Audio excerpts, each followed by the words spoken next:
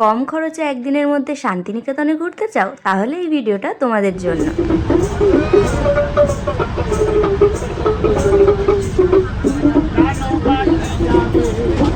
আগ ভরে বেরিয়ে শিয়ালদা বা হাওড়া স্টেশন থেকে ট্রেন ধরে চলে আসতে পারো বোলপুর শান্তিনিকেতনে। আমরা শিয়ালদা থেকে 6:50-এ কাঞ্চনজঙ্ঘা এক্সপ্রেস ধরেছিলাম, যেখানে আমাদের টিকিটের প্রাইস পড়েছিল মাত্র 75 টাকা জনপ্রতি। এই ট্রেনটা আমাদেরকে 9:30টার সময় নামিয়ে দিয়েছিল বোলপুর শান্তিনিকেতন। হিন্দি ভবন ডিপার্টমেন্ট ইন্দিরা গান্ধী থেকে পড়াশোনা করছিল না, 11 মাস ওখানেই পড়াশোনা করেছিল। 11 মাস পর ইন্দিরা গান্ধী থেকে রাষ্ট্রপতি চলে আসছিল।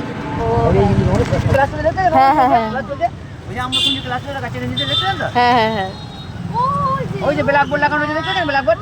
হ্যাঁ, এখানে ওই যে পড়াশোনা করছে।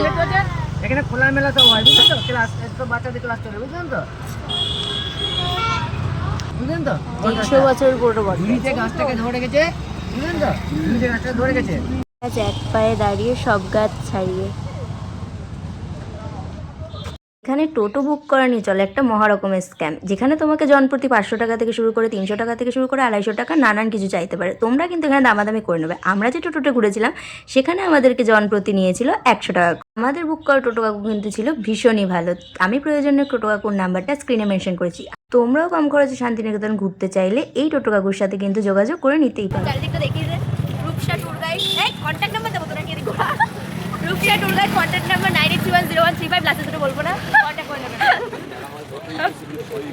যেহেতু আমরা একদিনে শান্তিনিকেতন ঘুরবো এবং আমাদেরকে বাড়িও ফিরতে হবে, তাই আমরা টোটো কাকুর সাথে কথা বলেই নিয়েছিলাম যে আমাদেরকে 2 ঘন্টার মধ্যে যা যা সামনে ঘোরানো যায় তাই ঘুরিও। আর তার জন্য আমাদেরকে ফার্স্টেই নিয়ে চলে এসেছিল রবীন্দ্রনাথের মিউজিয়ামে। তুমি যদি একজন স্টুডেন্ট হয়ে থাকো আর তোমার কাছে যদি আইডি প্রুফ থাকে, সেটা ফটো হলেও চলবে, তাহলে তোমার জন্য টিকিটের মূল্য 10 টাকা আর নয়তো 100 টাকা। আর এই মিউজিয়ামের ভেতর ক্যামেরা এলাও ছিল না, তাই ভেতরটা দেখাতে পারিনি, কিন্তু বাইরেই রাখা ছিল রবি ঠাকুরের এই সুন্দর গাড়িটা। ওয়াও, এরকমই হয় হরিণ।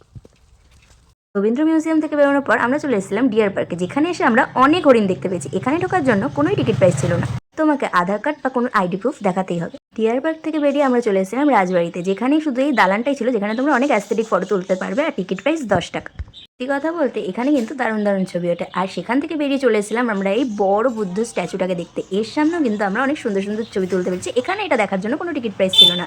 এখানে একটা কথা বলে রাখি, আমাদের কিন্তু টোটো কাকু সৃজনী শিল্পগ্রামও ঘুরতে নিয়ে গেছিলো, কিন্তু ওই জায়গাটা আমরা স্কিপ করেছি। এরপর আমরা প্রকৃতি ভবন ঘুরে চলে গেছি সোনাঝুরি ঘাটে। সেইটা নিয়ে আসছি পরের পার্টে।